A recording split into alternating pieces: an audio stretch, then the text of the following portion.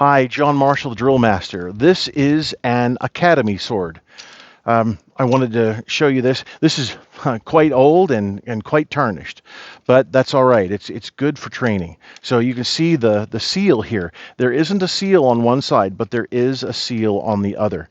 And the Air Force sword, the Air Force Academy sword, and the I believe the Army Academy, the West Point Academy sword. They might have different seals, but anyway, they both have a seal on one side. That's you can see here this peg that sticks out from the scabbard.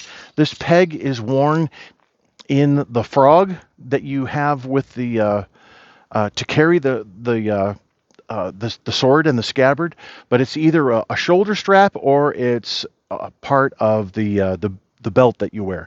So you'll see Air Force Academy, the cadet officers, they'll wear the shoulder strap that goes all the way around the body, and they have that frog that sits at the side.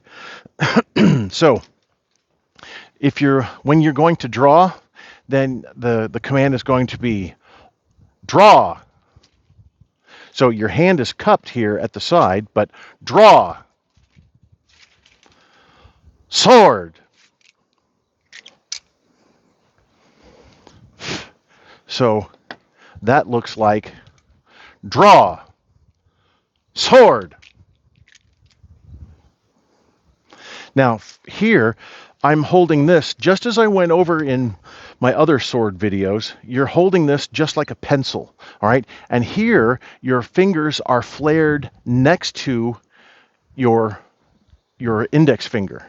So not in line with it, but just behind so that you can keep, there's a little globe at the end here. And what I do is my index finger is along the front, my thumb is along the back, and then my middle finger is on the rear of the globe, and then the other fingers are flared to the side.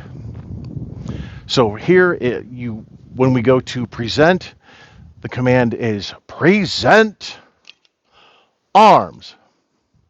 Now, if we're going to follow the Army technique correctly, it's going to kill your wrist.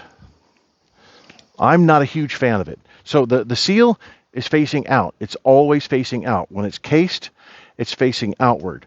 When you're at carry, it's facing outward, just to let you know. But what we're going to do is present. We go to present like this, and then arms. And I'm used to placing my thumb on the top, but the image shown in the training circular has the wrist bent quite a bit. And it's right next to your thigh. Not out in front, not out to the side, right next to the thigh. And then order, arms, or sword. This one, a little easier than the sword that I used earlier.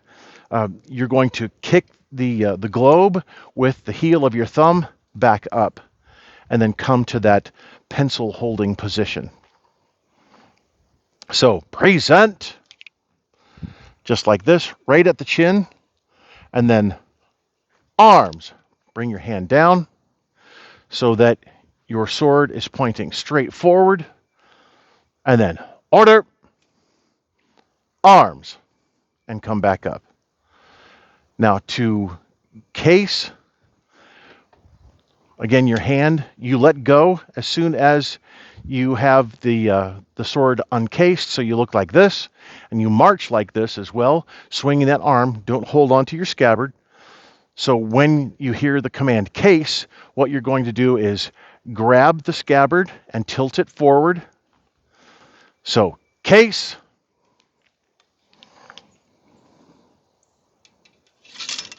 sword.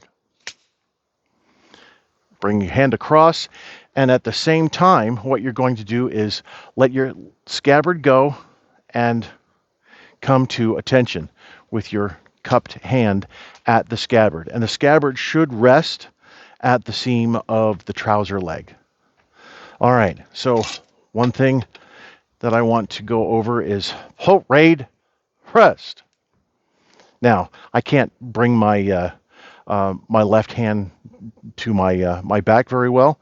But what I'm showing you is that's about a 30-degree angle. The tip of the sword is about 6 inches off the marching surface. So what I do is I let the sword drop, just like that.